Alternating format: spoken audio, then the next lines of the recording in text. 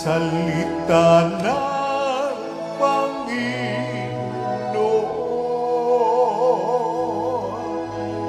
Iral habang panahon.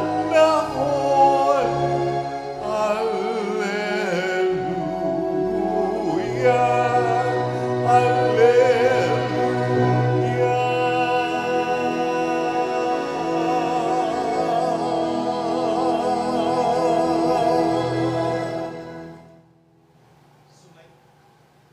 Sumainyo ang Panginoon. At sumayo rin. Ang mabuting balita ng Panginoon ayon kay San Mateo. Papuri sa iyo, Panginoon.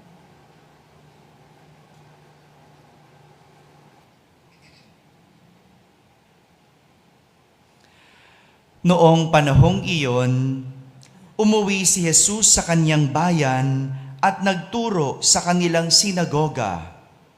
Nagtaka ang mga nakarinig sa kanya. Sabi nila, "Saan kumuha ng karunungan ang taong ito? Paano siya nakagagawa ng kababalaghan? Hindi ba ito ang anak ng karpintero?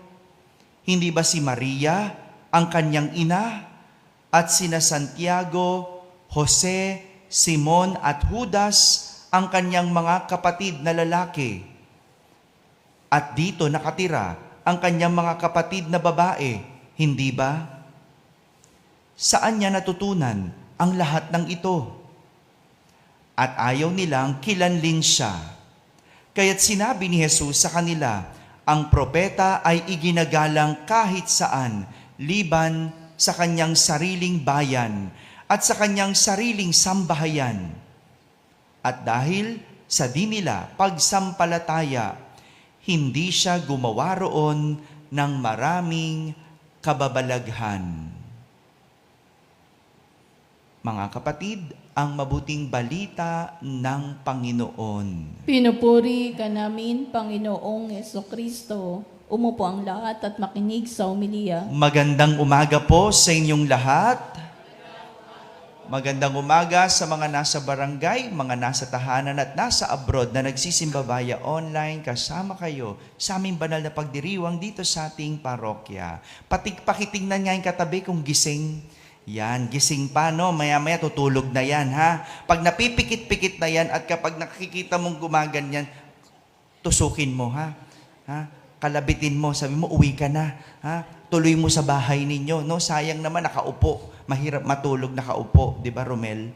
Oo, kaya uuwi na lang pagka higa na lang. Mas masarap matulog nakahiga. Magandang umaga. Isa na namang aral ang ating matututunan mula sa ating mga pagbasa sa araw na ito. At ang ating aral na matututunan ay tungkol sa pagkilala sa tao. Pagkilala sa tao. Ang pinaka-pangkaraniwan na paraan para makilala ang isang tao ay sa pamamagitan ng kanyang pangalan. Tama? Kaya nga ang unang tinatanong sa tao ay pangalan. No? Anong pangalan niya? Anong pangalan mo? Sino ka?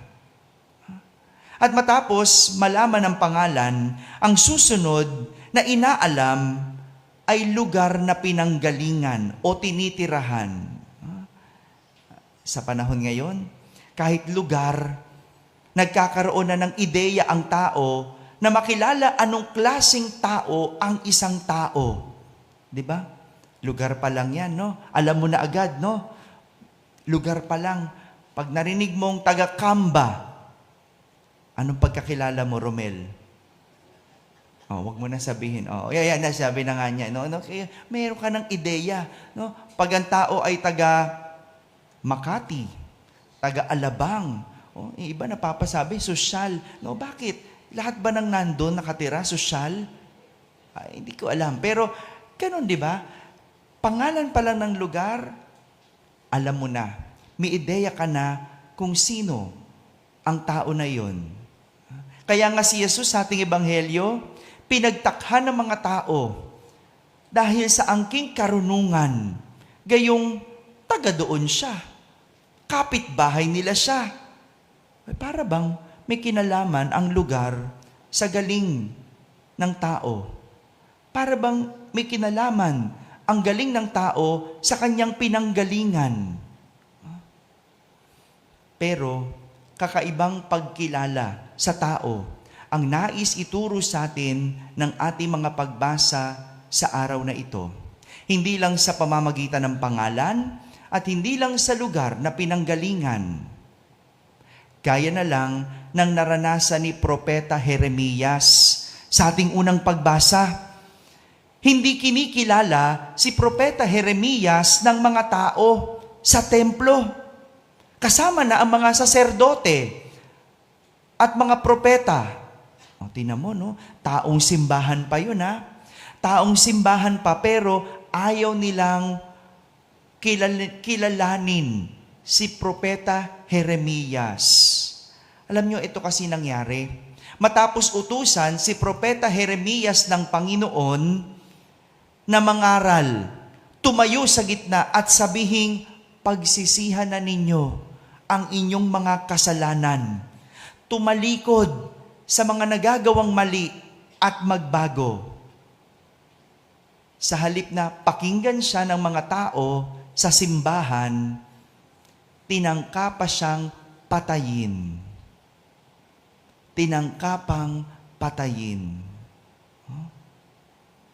Kahit mabuti ang hangarin ni Jeremias, kahit ang mga salita niya ay mula sa Diyos, kahit ang kanyang pinapangaral ay tungkol sa Diyos, hindi siya kinilala ng mga tao dahil hindi nila kilala si Jeremias ng lubos.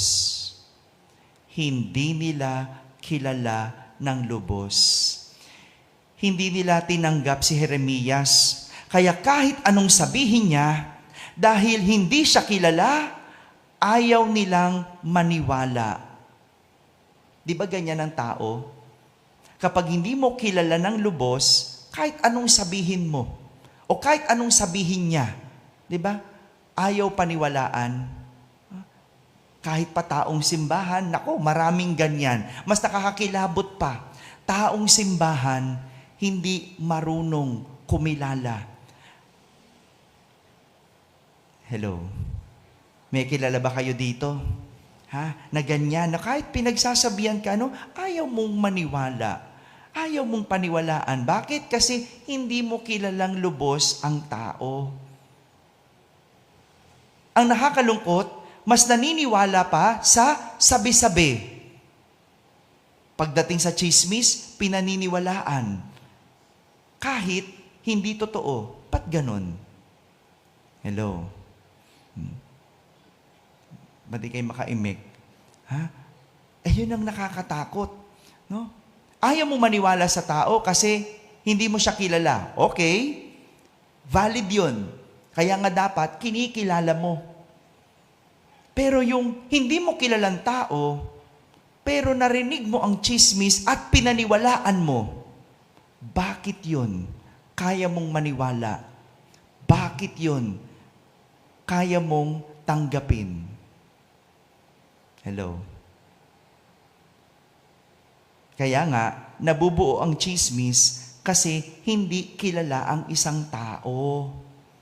Hinuhusgahan lang base sa nakikitang ginagawa.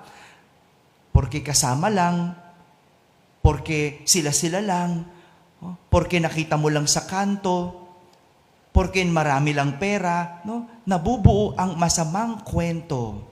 Pero nakakatakot doon, hindi mo kilalang tao, pero pagdating sa chismis, pinaniniwalaan mo. Bakit ganon? At ang masakit pa nito, ang bumubuo ng hindi totoong kwento ay ang mga kaibigan mo. Gaya na lang ni Propeta Jeremias. Maging ang kanyang mga matalik na kaibigan, ginawan siya ng kasinungalingan. Hindi siya pinaniwalaan. Ang sakit nun, no? Tinuring mong kaibigan, siya pa pala ang gumagawa ng chismis sa iyo. Kung sino pa yung iyong kamag-anak, sino pa yung pamilya, sila pa ang gumagawa ng kasinungalingan tungkol sa iyo. Yun ang masakit. Pero, anong sinasabi? Si Propeta Jeremias, hindi tumigil mangaral. Hindi tumigil ang kanyang buhay dahil alam niya ang totoo. Kilala niya ang kanyang sarili. Di ba ganun yon? Pag kilala mong sarili mo, kahit na may ibang masamang sinasabi sa'yo, hindi ka tumitigil. Hindi ka nagpapaapekto.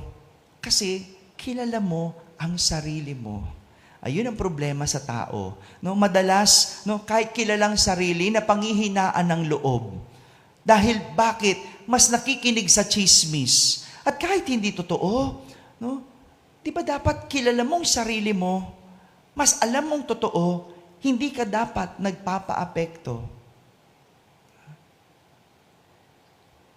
Gaya na lang ng karanasan ni Jesus sa ating ebanghelyo. Hindi siya nagpaapekto sa kung ano ang sinasabi ng mga tao. Dahil kasi magaling si Jesus mangaral, magaling magsalita, nakakagawa ng kababalaghan, merong kakaibang kapangyarihan. Ayaw siyang kilanlin ng kanyang mga kababayan. Take note, ayaw kilanlin. Dahil hindi nila kilala si Jesus, kasalanan nila kasi ayaw nilang kilanlin.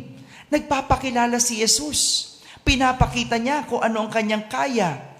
Nangangaral siya, pinaparinig niya ang kanyang karunungan, pero ang mga tao ayaw siyang kilanlin. Dahil ang alam lang ng mga tao, siya'y taga roon.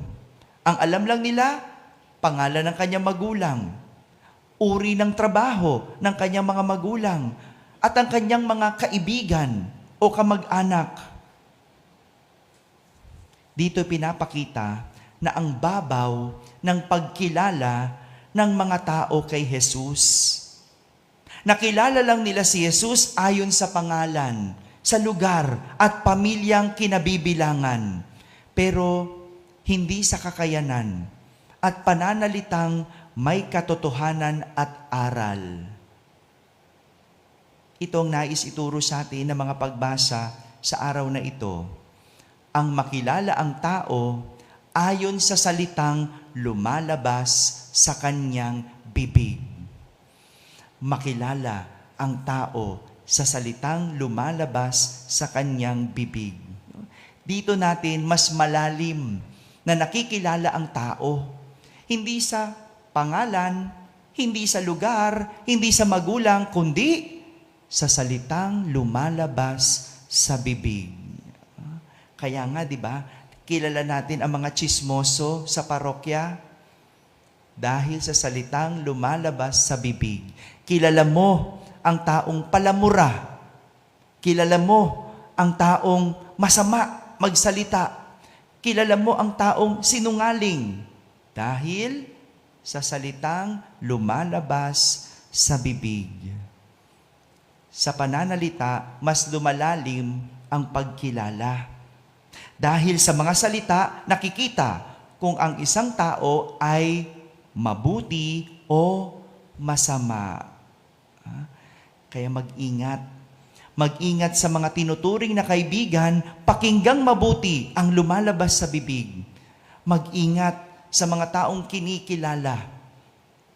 Pakinggan ang mga lumalabas sa kanilang bibig. Dahil ang tao, pwedeng makilala sa salitang lumalabas sa bibig kung siya'y mabuti o masama. Mga kapatid, mag-ingat sa mga nakikilala. Hindi sapat na alam ang pangalan at lugar na pinanggalingan. Dahil para makilala ang tao ng malalim, dapat pinakikinggan ang pananalita. Ito ba ay nagdudulot ng mabuti o ito ay nagiging mapanira?